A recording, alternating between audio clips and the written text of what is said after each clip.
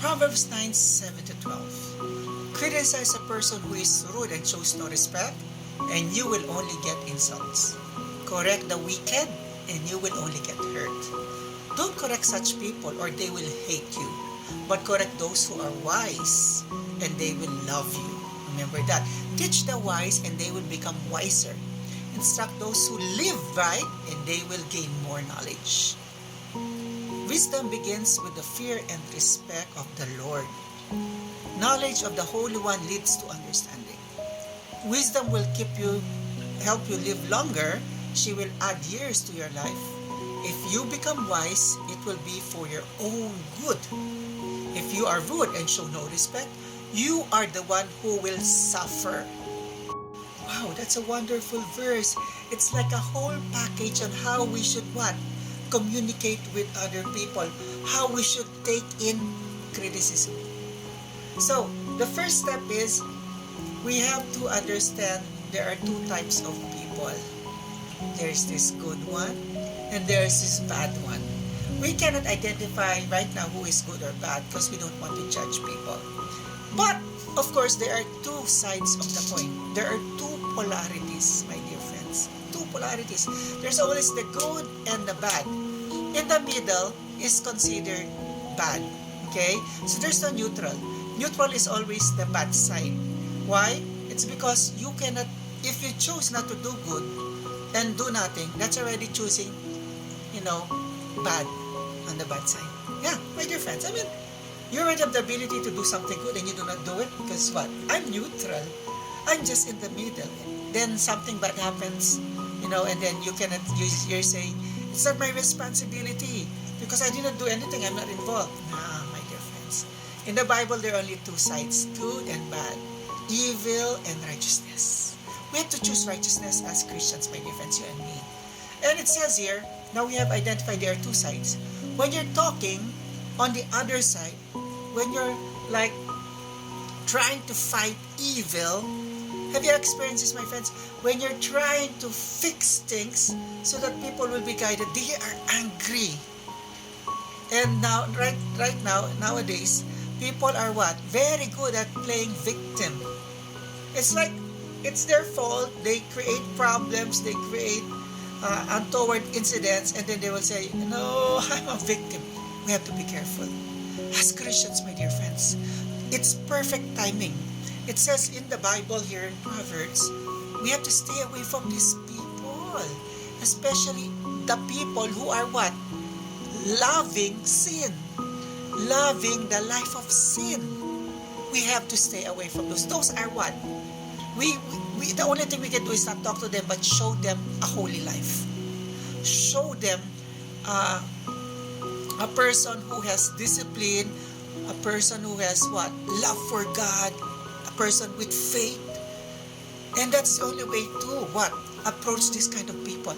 Because the Bible says, you talk to them, they will harm you. You correct them, they will say that you are not correcting us. You are much worse than us. They'll reject everything you say because they are bad people. So my dear friends, I encounter this all the time. Yeah. It's like, there's this first incident wherein, in the workplace, I don't like lazy people because I'm being paid for my work. And there's this, of course, in employment, there are certain groups, certain part of the workforce where they do not want to do anything but just get paid. But if you are the boss, if you're the supervisor, what are you gonna do? You have to talk to them. You have to tell them, hey, you have deadlines, you have to fix this, you have to work on this. And what will happen? They will get angry. You see? Or if you say to other people, hey, don't drink liquor, hey, don't abuse yourself, and they're gonna tell you, you are a fool, you're such a conservative person. They're gonna reject it. So there are times when you can talk to people and share the gospel, but not every time, my dear friends. Do not make it an obligation to share everything every time. What? Every time you just see a situation. No, there are certain situations that you have to let go. That's true. That's true. Then you can refer the verse wherein For every opportunity, you should share the gospel. It's true. But not through words. Through your life. Through your actions. Through your kindness. But not reproach, not debate. Especially if, the person you're talking to is really loving sin. Like when you know your person loves sin, they love drugs. They love to steal. They're thieves. They love to fight with others. They're argument. They always argue. They don't accept, advice, or they don't accept instructions. No, they are distracted people. You'll know that. Now, here's the thing, my dear friends. We have to pray to God always. That's what I keep on telling everybody, my dear friends. In order for us to be wise, it says there, wisdom, it begins with what? Respect for the Lord. Okay, meaning, there is this daily devotion. There is this daily connection with God through prayer, a relationship with God. Because that way, we would know what to do in all situations. Even if I tell you to do this, don't believe me.